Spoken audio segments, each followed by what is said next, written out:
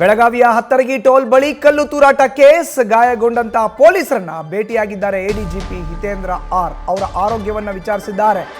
ಪೊಲೀಸರಿಗೆ ಏನು ಆ ಬೆಳಗಾವಿಯ ಹತ್ತರಗಿಯಲ್ಲಿ ಟೋಲ್ ಬಳಿ ಕಲ್ಲು ತೂರಾಟ ಆಗಿತ್ತು, ಪೊಲೀಸರಿಗೂ ಕೂಡ ಗಾಯಗಳಾಗಿದೆ. ಹೀಗಾಗಿ ಗಾಯಗೊಂಡಂತ ಪೊಲೀಸರನ್ನ ಎಡಿಜಿಪಿ ಹಿತೇಂದ್ರ ಆರ್ ಭೇಟಿ ಮಾಡಿದ್ದಾರೆ.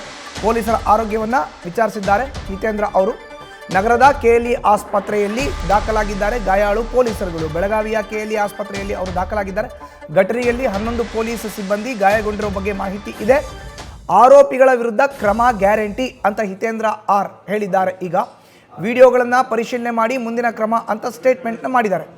ಯಾರೆಲ್ಲ ಕಲ್ಲು ತೂರಾಟ ಮಾಡಿದ್ರೋ ಅವರ ವಿಡಿಯೋಗಳನ್ನು ಪರಿಶೀಲನೆ ಮಾಡಿ ಮುಂದಿನ ಕ್ರಮವನ್ನು ನಾವು ತಗೊಳ್ತೀವಿ.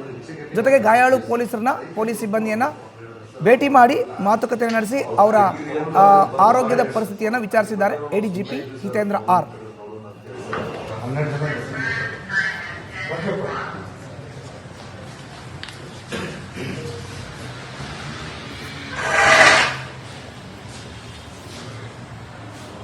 ಇನ್ನು ಹತ್ತರಗಿಯಲ್ಲಿ ಆದಂಥ ಕಲ್ಲು ತೂರಾಟ ಪ್ರಕರಣ 11 ಮಂದಿ ಪೊಲೀಸರಿಗೆ ಗಾಯಗಳಾಗಿದೆ. ಗಾಯಾಳುಗಳನ್ನು ಈಗ ಹಿತೇಂದ್ರ ಆರ್ ಹೋಗಿ ಭೇಟಿ ಮಾಡಿ ಮಾತುಕತೆ ನಡೆಸಿದ್ದಾರೆ.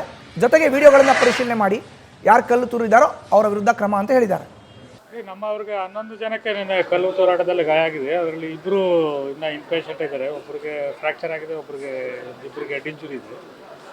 ಸಿಟಿ ಸ್ಕ್ಯಾನ್ ಎಲ್ಲ ಮಾಡಿದೆ, ಎಲ್ಲ ಅವ್ರಿಗೆ ಈಗ ಸೂಕ್ತ ಚಿಕಿತ್ಸೆ ಎಲ್ಲ ಕೊಡಲಾಗ್ತಾ ಇದೆ. ನಾವು ಈ ಬಗ್ಗೆ ಅಲ್ಲಿ ಯಮಕನಮರಡಿ ಪೊಲೀಸ್ ಸ್ಟೇಷನಲ್ಲಿ ಒಂದು ಸ್ವಯಂ ಪ್ರೇರಿತವಾಗಿ ಒಂದು ಪ್ರಕರಣ ದಾಖಲು ಮಾಡಿಕೊಂಡು ಯಾರು ಕಲ್ಲು ಹೊಡೆದಿದ್ದಾರೆ ಅವ್ರಿಗೆ ವಿಡಿಯೋಗಳೆಲ್ಲ ಕೆಲವಿದ್ದಾವೆ, ಅದನ್ನು ನೋಡಿಕೊಂಡು ಅವ್ರನ್ನ ಮುಂದಿನ ದಸ್ತಗಿರಿ ಮಾಡೋ ಪ್ರಕ್ರಿಯೆಯನ್ನು ಮುಂದಿನ ದಿನಗಳಲ್ಲಿ ಮಾಡ್ತೀವಿ. ಅಲ್ಲಿ ಮಾವಿತ್ತು, ಮಾವಲ್ಲಿ ಎಲ್ಲರೂ ಕಲ್ಲು ಹೊಡೆದ್ರು ಅಂತ ಹೇಳ್ತಾ ಇಲ್ಲ ನಾವು. ಮತ್ತು ಅಲ್ಲಿ ಯಾರ್ಯಾರು ಅಲ್ಲಿ ವಿಡಿಯೋದಲ್ಲಿ ಸ್ವಲ್ಪ ವಿಡಿಯೋಸ್ ನಮಗೆ ಸಿಕ್ಕಿದ್ದಾವೆ, ಅದು ನೋಡಿಕೊಂಡು ಸಾಕ್ಷಿ ಆಧರಿಸ್ಬಿಟ್ಟು ಯಾರು ಮಾಡಿದ್ದಾರೆ ಅವ್ರಿಗೆ ಮಾತ್ರ ಅರೆಸ್ಟ್ ಮಾಡ್ತೀವಿ. ಎಂಟ್ರಿ ಆಗಿದ್ದಾರೆ ಮಾಹಿತಿ ಅದೇ ರೀ, ಈಗ ಅದೇನಕ್ಕೆ ಉತ್ತರ ಹೇಳ್ತಾ ಇದ್ವಿ ನಾವು. ಎಲ್ಲರೂ ಬಂದಿದ್ದು ರೈತರೆಲ್ಲ ಗಲಾಟೆ ಮಾಡಿದ್ರು ಅಂತ ನಾನು ಹೇಳಿಕೆ ಆ ರೀತಿ ಹೇಳಿಕೆ ಕೊಡೋಕೆ ಹೋಗ್ತಾ ಇಲ್ಲ.